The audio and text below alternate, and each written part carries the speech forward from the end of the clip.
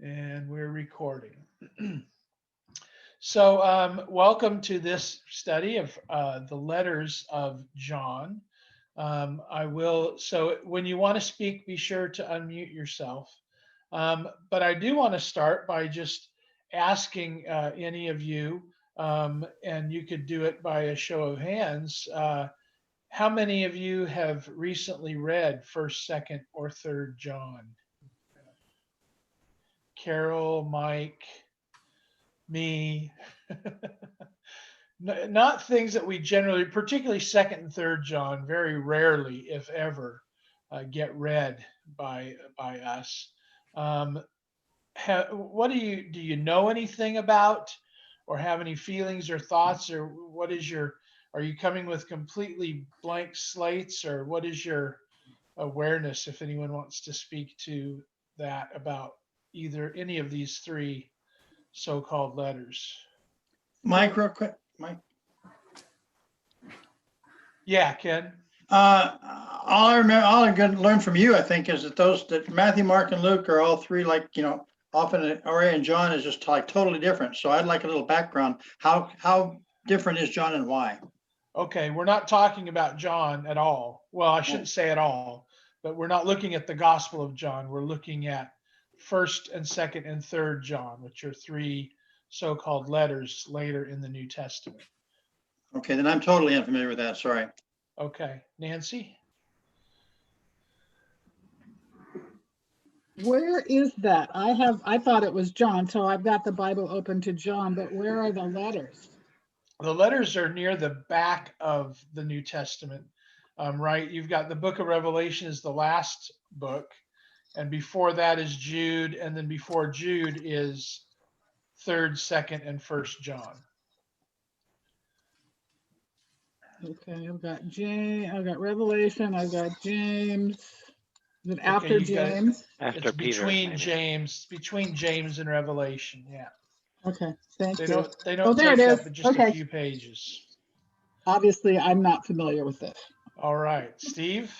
Well, we used to in the youth group sing, "Beloved, let us love one another. For love is of God. Everyone that's born of God everyone that loves is born of God." Yeah, it's been a long time since I've been in youth group. We used to sing that in church camp. Yes. Where's John 4, 7, and 8? Yep. Yeah. That's the main awareness that if people have it, it's from that song. Yeah. Carol? God is love, God is light. Okay, yeah. And I have preached a few times from 1st John, at least twice that I know of here while I've been here at Lincoln City, that I've preached on 1st John about God is love, and those who love know God. Yeah. All right. What are your feelings about a study on 1st, 2nd, or 3rd John? Are you here just because you're bored and looking for something to do in these pandemic times? A little bit of that. What is your? I mean, not everybody's in the churches here. Why are you here? I'm just looking forward to learning. I don't know that much about these letters, and I'm kind of ignorant on them all. So I'm ready for you to enlighten me. Uh-oh. I'm 100% agree with you. I'm with Lance. Yeah. Actually, I do know everything, but I could always learn something more, right? Okay. Anyone else have a thought to share before we dive in? Well, these are something I read occasionally, and it has been a long time. I don't know why I haven't, but that they're they're all about love and light and a good message that we're connected to God. So it's probably something we could all hear right now. That love is of God, and we can walk in the light. And that I think, if I remember right, I didn't read this ahead of time. I'm a bad student, but I think he says "beloved children" several times, that kind of thing, and that's sure a message I think we all need to hear right now. Definitely. Well, I hope that you were able to get the outline I sent and to print it out. This is something. My father was a minister, as most of you know, and he loved to teach the Bible, and he was also a master of alliteration. I think that was something that was used in his generation of preaching. A lot of the preaching of the 50s and 60s preachers used alliteration, and many preachers still do. I've got some friends who almost every Sunday their outline is some form of alliteration. But my father, his sermons used them all the time, and so he developed this sort of outline, a little bit corny, but it works for particularly looking at the letters that we find in the New Testament. It works for some other biblical things as well. So the outline follows that alliterative. The person, we'll talk about the person or persons who wrote these letters, the place from which it was written, the period in which it was written, the people to whom it was written, and the purpose for writing it. So I'm just going to kind of work through this outline and introduction, and I'll be looking at notes. So unmute yourself or flag me down if you have a specific question. I'll pause at different times to invite questions. But the schedule for our study is to do this kind of first introduction today to all three in very broad overview. And then next week we will look at the first half of First John is 5 chapters long.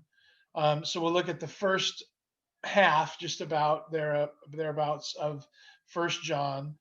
The second week we'll look at the second half of First John, and then the last week we will look at both Second and Third John. If you've looked at them at all, Third John is the shortest book of the New Testament, and Second and Third John are very short. Each of them don't even take a full page on your Bible, so we will take them together on the last of our 4 sessions. So let's jump right in. When we talk about the person who wrote these books, we're really talking about probably 2 individuals. Neither of them named John. We don't know their names. They are not named. They don't give a name at all to within the body of any of these 3 letters. And I'll talk about the idea of letters when we get much further down in the outline. But the First John was not written by John, who wrote John's Gospel. And let me just say parenthetically that John, the apostle, the beloved disciple, did not write John's Gospel either. There's pretty clear consensus on that.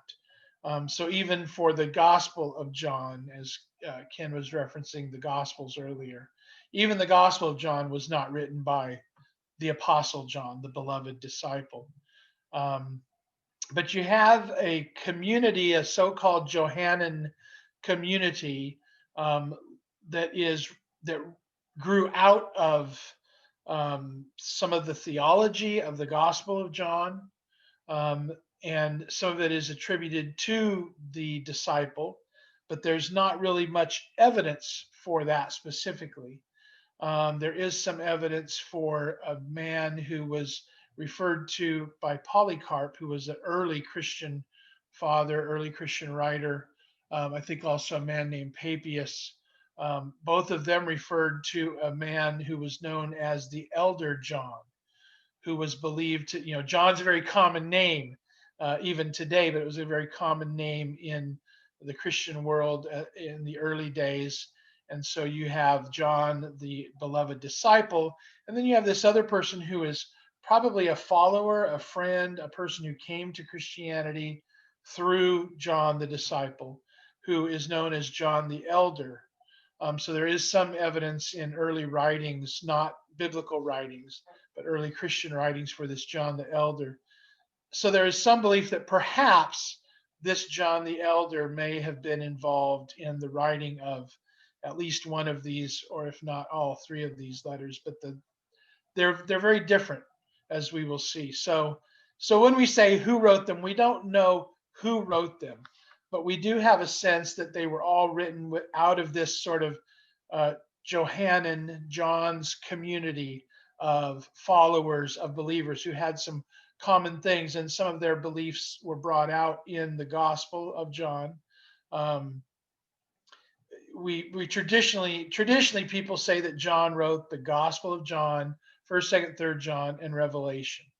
The reality is there's probably one author who wrote 2nd and 3rd John, and then one author who wrote John's Gospel, one who wrote 1st John, and one who wrote the book of Revelation. And again, we don't know much about these people. So 1st John, written out of this community, not written by the same guy who wrote the Gospel of John. The reason that it's that these have become connected and have those names attached to them is probably because they grew out of this same area, Ephesus. We'll get to that as well. And also because there are some similarities in language and concepts between John's Gospel and 1st John in particular. But there are also some differences that I'll read some stuff for you here in just a few moments. There again, no prescription, no word, no name attached to 1st John at all, in any way. No title at all. 2nd and 3rd John, the writer refers to themselves as the elder. The Greek word that's used is presbyteros, from which we get the word Presbyterian. But it's a word that just means elder, an elderly person. And so in 2nd and 3rd John, they say that this is the elder writing to the little children, and uses the phrases little children and my beloved children, as Steve was pointing out. 1st John, as I said, has some similarities to the Gospel of John. I want to read, this is, there are several commentaries, the Mercer Bible commentary that I think I talked about in our last class. This is a great introduction to the New Testament by Raymond Brown, New Testament scholar. And as he talks about this, I'm just going to read what he says here.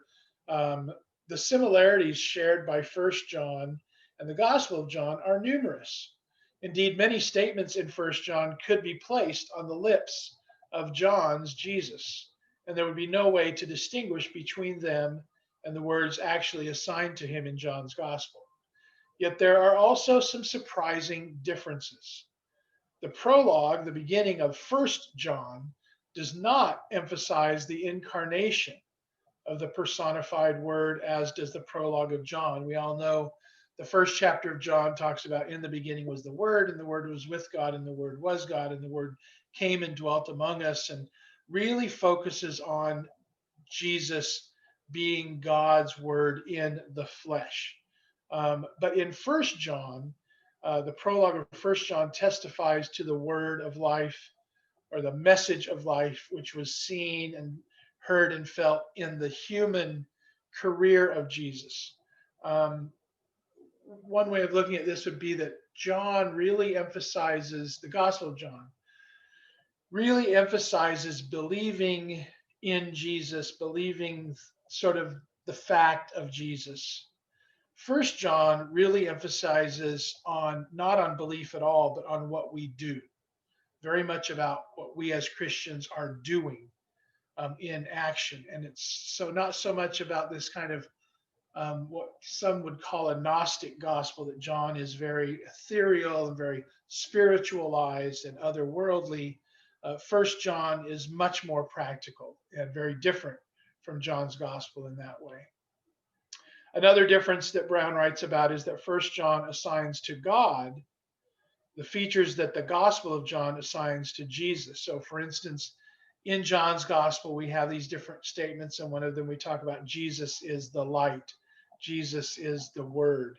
But in 1st John's, the book of 1st John, God is the one who is the light. And in 2nd John, God gives the commandment to love one another. Whereas in John's Gospel, it is Jesus who says, love one another. There's also, the fancy word is Paraclete. I talked about this just a few weeks ago in a sermon.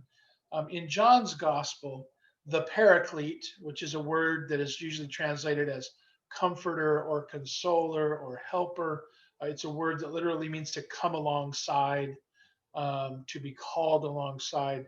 In John's gospel, the Paraclete is the Spirit. And frequently, the writer of John's gospel refers to the Spirit of God as the Paraclete. Whereas in First John, it is not the Spirit that is the Paraclete, it is Christ who is the Paraclete and who is the advocate. Um, there's also some differences in we talk about John's gospel as having a realized eschatology. In other words, in John's gospel, Jesus isn't coming, Jesus is here. So there's no sense of Jesus coming at the end of time, or this kind of uh, earth-shattering event that we might refer to as the second coming. But in First John, there is more emphasis on that idea of Jesus coming again. Um, so those are some marked differences in aim, in purpose, in vocabulary as well between the two. The the writings of this sort of, when we look at the whole Johannine corpus of the gospel, these three books and the book of Revelation, all of these come out of sort of these phases in history. And the first phase of kind of building that community of John, so to speak, would be when Jesus was here and he had these followers, and one of them was named John, who became known in John's gospel as the beloved disciple. Um, and that would sort of begin to shape some thinking of this community. Then you have the time of writing of the Gospel of John by whoever it was who attaches John's name to it, refers to John as the beloved disciple. Um, and that's kind of in this second phase, which then shapes the next phase for the writing of First and Second John, written by two different people, most likely, but around almost the exact same time, roughly. And then the last phase would be the writing of third. Well, the last phase would be the writing of Revelation, but the last phase really would be the writing of Third John for our purposes of what we're doing here. Any questions or comments or clarifications on this, the person or persons who may have written these books? Mike, one thing uh, that is sort of similar between John and First John, at least, is that they're both among the easiest Greek to work with and translate. If you're a seminary student taking Greek, or just a preacher out there who consults his Greek occasionally over the course of the years of the ministry. And when I was taking Greek in seminary, the final exam for the second semester of the first year of Greek was simply a piece of Greek text on a paper with space between the lines for you to translate. And luckily, I recognized right away that it came from the first letter of John, and I knew it practically by heart. So you knew the English really well. I didn't have much trouble doing it. They wouldn't let you use a Bible to do that, but they would let you use a little lexicon thing. So if you were confused as to what the word might be, stuff up. You could use that. And that was the easiest final exam I ever took in my life. But First John is compared to some other New Testament Greek is pretty straightforward stuff, pretty simple stuff to follow in the Greek, and it reads well in English in most translations too. So it's not convoluted. Right. Yeah. Any other questions or comments on? You said the letters were written by two different people around the same time. Were they in the same place?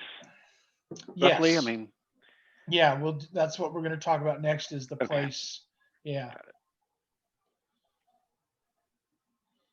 Any other things before we move on to Dee? Did you have a comment or something, or it looked like you had were kind of waving or something, or maybe you were waving at the elk that are outside your window. Well, let's look at the place. The good segue. Thank you, Lance. Lance and I set that up ahead of time. He was going to feed that to me, so perfect timing. The place in which or from which these letters were written is the same for all three, and that is in the area of Ephesus, in what would be called Asia Minor at the time, modern day Turkey. Um, Ephesus was one of, if you recall our study of Revelation, you might remember at the beginning of Revelation there are these 7 letters to the 7 churches, and Ephesus is one of those 7 churches that are in kind of a semicircle kind of pattern as you look at the map. Tradition has it that, and so much of what we know about, or we think we know about these things, is tradition. But tradition has it that John the Beloved, the disciple of Jesus, in his ministry, moved to Ephesus and established a Christian community in Ephesus.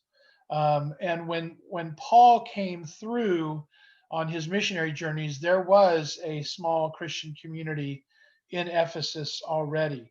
And so we're familiar with John and his missionary work, where he went to the synagogue and he established churches. But there was a church, a community of believers in Ephesus that he did visit and worked with, and actually stayed with them for a while. He wrote the first letter to the Corinthians while he was in Ephesus.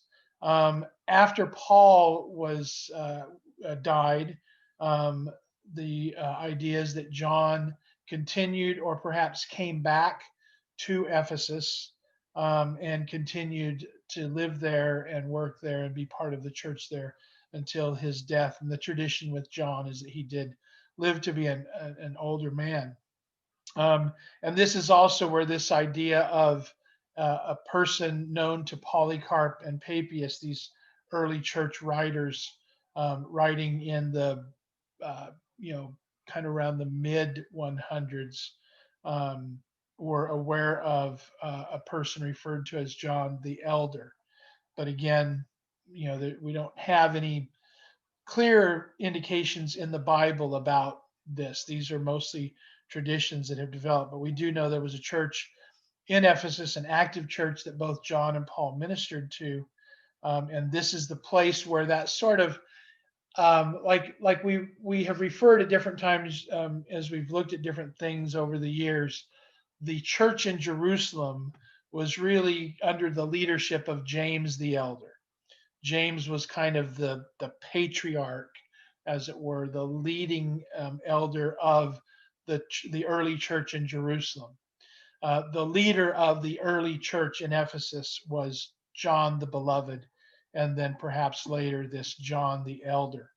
So there was a strong Johannine community.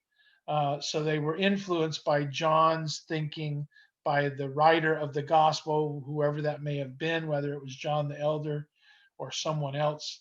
So this sort of school of thought that was in Ephesus. And so this is the place in which these 3 letters, 1st, 2nd, and 3rd John, were written. And I keep referring to them as letters, but as we will see, they're not letters, not all of them anyway. The period in which they were written, and I am going to include John in this. So John's gospel was the last of the 4 gospels to be written. John's gospel is written in the main gospel was written probably between 90 and 100. We could say closer to 90 CE for the writing of John's gospel. Now, there is a lot of consensus that there was an edition, a redacted edition, where the 21st chapter, a few other things were added. Perhaps the 8th chapter, the story of the woman who's caught in adultery. There's this, we talked about the redaction criticism as part of our study back in the fall. And that would push the date for the kind of completed writing of John up even further, maybe toward even as far as 110 CE. but the main gospel written around 90, and then as late as 20 years later, these additional things added as it was edited together. Excuse me. First John, not the first chapter of John. It is always confusing to us, and I apologize for that. But the book of First John and the book of Second John were both written right around 100.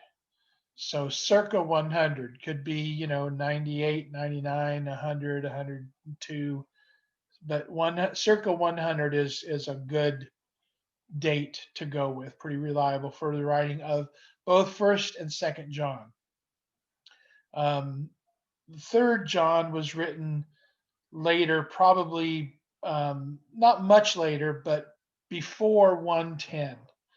So you could put 100 plus or prior to 110 CE, but not at the exact same time, but within a few years of the writing of Second John, Third John was written.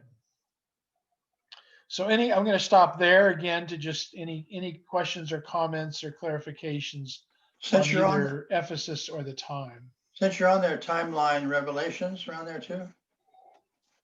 Revelation, boy, I'd have to look at my notes. I think Revelation is, yeah, roughly around there, around between, it seems like it's 100 to 110. I might not be recalling that exactly right, but it seems to be the case. Actually, I have a commentary here that could probably tell me just a little bit about that if I look it up real quick. That'll give us a better date. Unless someone has something in front of them that they can shout out. Yeah, well, the study Bible here says it was around 95, maybe Okay. maybe a little earlier. Yeah. Okay. Thank you. Yeah. That's what this is saying, between 92 and 96 at the end of Domitian's reign. So 95 is a good number for Revelation. Anything else on these particulars? Revelations have anything to do with Ephesus? You said yes.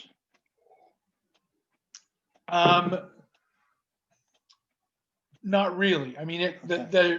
there is, in the beginning of Revelation, you have those letters to the churches, which again, to remind you of our study of Revelation, it's all symbolic.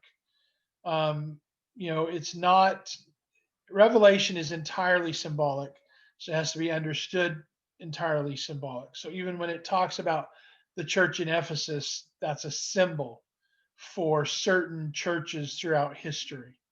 But the church in Ephesus is mentioned there as one of the letters, one of the places that receives one of these 7 letters. Yeah. As to where it was written, we're not sure where it was written from.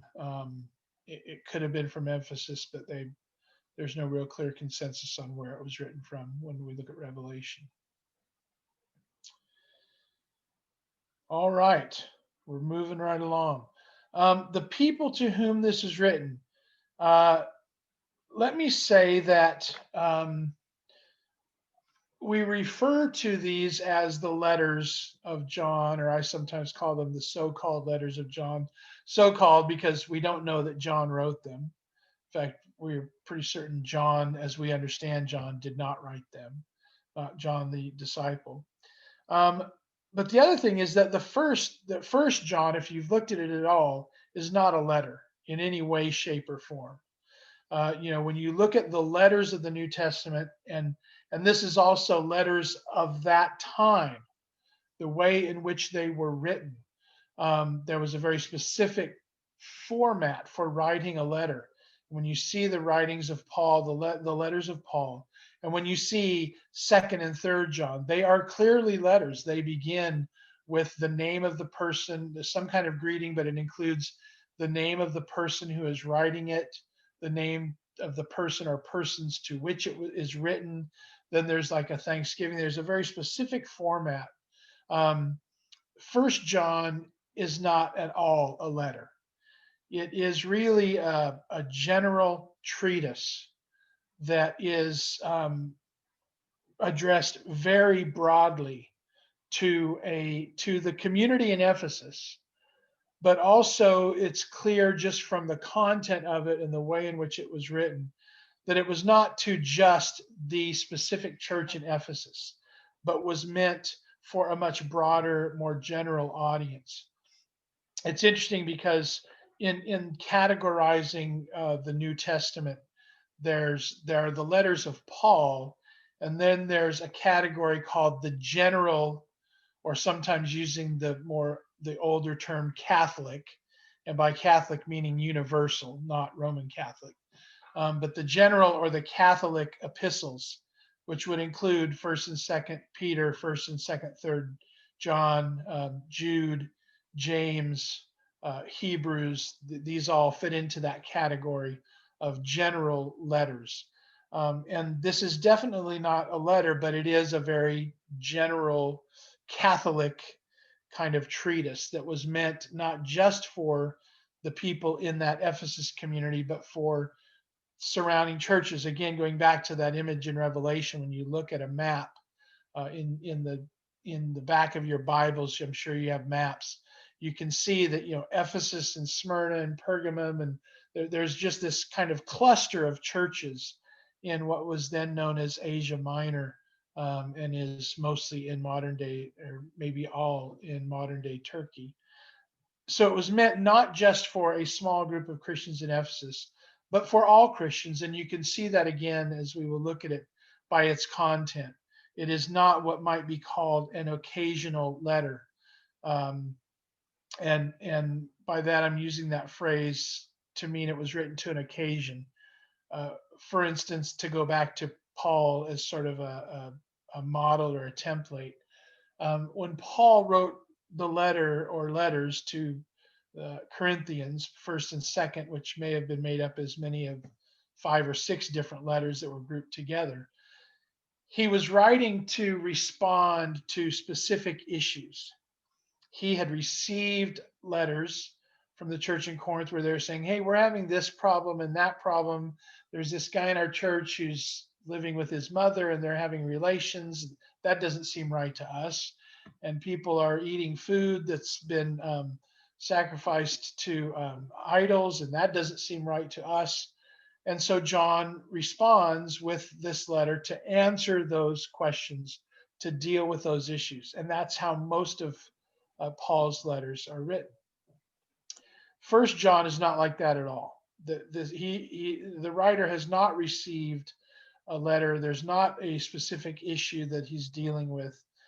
He is just talking which I think is why, going back to some things Steve said, some things Carol said at the beginning, it is so appealing to us because it's just good, solid advice, as it were, about the Christian life, how Christians in general, wherever they might be and whenever they might be living, should be living as children of light, as people who love God and love others. So it's a very general treatise written not just to the church in Ephesus, but to a larger audience. First John, broadly circulated in that area.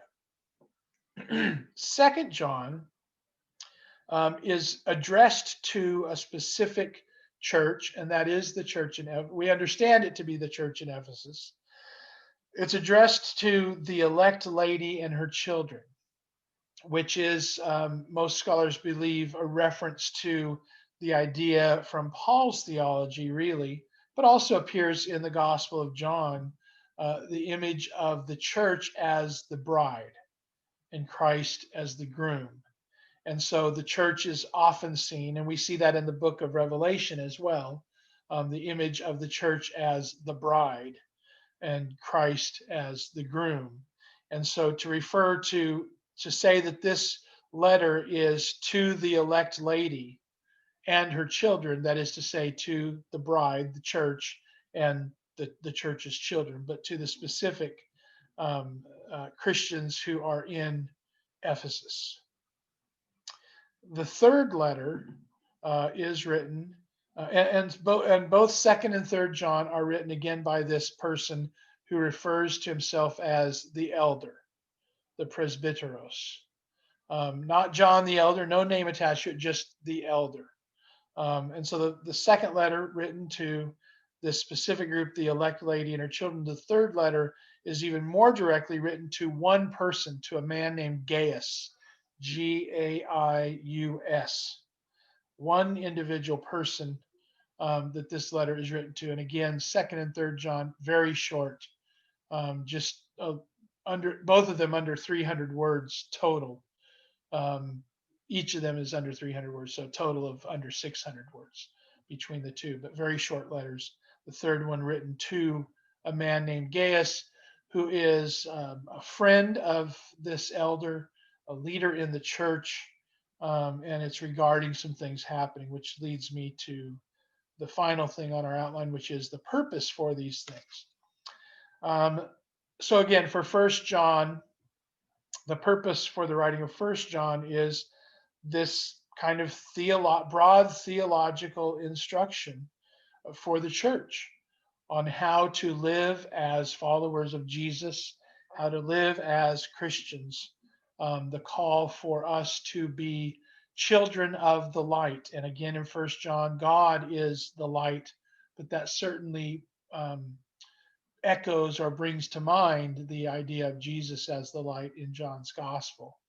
But God is the light, and God is the source of love. So living as children of light, as children who are Christians that love God and love others, in kind of a nutshell. I think Carol was the one who said, God is love, God is light. Kind of a good summary of First John. The second John is written as a warning to the church, because there appears to be, and again, we're going to look at this in detail in a few weeks, but there appears to be some schismatic, divisive kind of leaders who are on their way to Ephesus, and they are bringing a message of division, of dissension, and there's already been sort of a schism and a secession of some people. Again, going back to this idea of the Johannine community, there was this sort of cohesive way of thinking and acting and behaving and believing. And then there was a group of people who were believing some very different things and were pulling away and encouraging others to leave that group as well. So the second letter is warning that this kind of dangerous thing is coming to Ephesus, and be prepared for it and be looking for it. The purpose of Third John then is more specifically related to some of those leaders that have come and are causing strife and dissension. One of them in particular is named Diotrephes, and we'll look at that Third John in our last session. When we look at Second and Third John together, we'll see this sort of develop, and you can see how it seems quite obvious that Second and Third John are written by the same author, possibly the same one who wrote First John, but also possibly not. Any questions, thoughts? Mike, hand back. A question. It's a two-part question. First of all, do you think that the writers here are actually living in Ephesus and writing to their own local people, or is this person elsewhere and sending the letter into to guys? I mean, if they both go to the same church, why would he write him a letter, kind of a thing? Why not just at coffee hour talk to him about that thing? That's one question. The other question is, when he calls himself the elder, in some areas of a biblical thing is actually an office, if you will, in the faith community. Now, is this referred to that way, or does it simply mean the oldest John here? Kind of a thing, like you and I call each other the elder and the lesser, and what have you. For in the United Methodist Church, an elder is a very specific office of ordination, but I don't know how specific it was at this time. Can you tack onto that just a little bit? Yeah, you're absolutely right. And the time in which these were written, well, to answer the first, we really don't know, but it does appear, since it is this elder, that it may be, the idea of elders, presbyters, and so you have two terms frequently used in the New Testament for leadership: presbyteros, elder, and episkopos, overseer. Episkopos developed into the Latin term and then the English term of bishop for a shepherd or an overseer, and then presbyter as an elder, as a leader. And in the book of Acts, even, we read about Paul's visits where he would talk to the elders of the church. Or in Paul's letters, he would say, the elders should come together. So there is this sort of beginning seeds of the elder as being sort of the leader, the bishop, the pastor, the overseer of a congregation.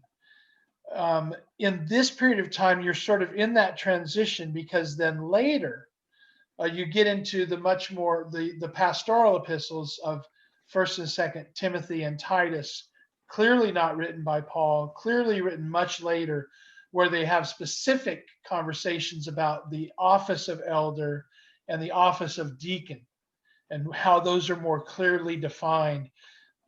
When these were written, that was kind of in still that transitional stage of a more loosely held, and yet understanding that the elders, the bishops, were kind of the older people who were wiser, and it might have been one elder who was over a congregation, or an elder who was over a group of congregations. As I said, not just Ephesus, but these other churches are separated by, um, relatively short distances. So you might have the writers not living in Ephesus, but having a connection to Ephesus, and maybe living in another nearby community, sending these letters to the larger group in the case of First John, and then to the specific church in Ephesus, and then even an individual. And you could see the writer of Second and Third John saying perhaps he's kind of retired as an elder, and maybe isn't as involved in the leadership of the church, but is warning the church this is coming. And then in Third John, it has come, and here, and Gaius, you need to do something about it, because it's happening in the church right now. So I don't know if that kind of, it is in that sort of transitional time where that's very different, from Paul's understanding of what an elder or a deacon in a church were, compared to the writer of the pastoral epistles later on, when the church was much more organized, established, and you began to have the seeds of priests and deacons and elders and bishops that we have now. In the disciples have elders who are lay leaders, but they are elected to serve as kind of unpaid pastors. They help with preaching. They help. We don't really have anything like that in the UCC. And of course, Presbyterians have ordained lay elders. Many churches have elders and deacons. The UCC just has deacons as an office. Well, actually, in the United Church of Christ, the congregations that came from the evangelical and reformed wing, like the church here in town, had both elders and deacons, and Oh, okay. they're actually they did, when you were elected to be either one, you were ordained to that ministry with the laying on of hands on a Sunday morning. That tradition from that half of the merger was very, very strong with those offices, and they practically were the people who ran the church as far as policy and all that kind of stuff. So a lot of that has faded away now. I guess that at the time of these John letters, it really, those specific offices may not have been quite as developed as what we think of them today. Right. And you had, you basically you didn't have professional clergy. You didn't have paid, although Paul references, that there was some way in which he was encouraging, and certainly in the pastoral epistles, it is encouraging that the elders, the deacons, the leaders should be paid something, or at least taken care of for the work that they're doing. But you certainly didn't have a clergy class of trained, paid professionals. They were all lay leaders in those early days. Ken, were you waving your hand? Okay. Anyone else have anything about this introduction to these three letters? Briefly, why is Jude thrown in there between the John letters and Revelations? Does Jude have anything to do with any of them? No, it's just a completely separate Oh, letter. Why that? It comes at the tail end of those kind of general, the Okay. way the book was put together. You have this grouping of general epistles. You have the Gospels and Acts, and then Paul's letters, and then these general letters. Well, Paul's letters, and then that would include the pastoral epistles, 1st, 2nd Timothy, and Titus, and Philemon, and then these general letters. And the reason it comes, even though Jude is a little bit long, it's very short, but other than 2nd, 3rd John, it's the shortest of the letters. And so it comes at the tail end. The New Testament was ordered in that way. So like even the letters of Paul go from longest to shortest, and not by chronology or anything. Yeah. Anything else? Any other questions? Look at that, 10 minutes to spare. Did I miss the purpose? I thought I was listening. I do get to reading the scriptures as we're talking, but what was the purpose of the writing? So again, the purpose of the first one was just a theological instruction to guide the general Christians on how to live as children of light, to love God. The purpose for 2nd John was to write about this coming schism, to warn that there were these leaders that were, sowing the seeds of dissent and division. And then the purpose of 3rd John was to deal specifically with, to Gaius, to deal specifically with some of the leadership as this schism has come to the church. And so he's encouraging Gaius to deal with, there's a guy who's not real friendly toward the elder. His name is Diotrephes. And so that one deals with that. The last two have a much more specific purpose to their writing.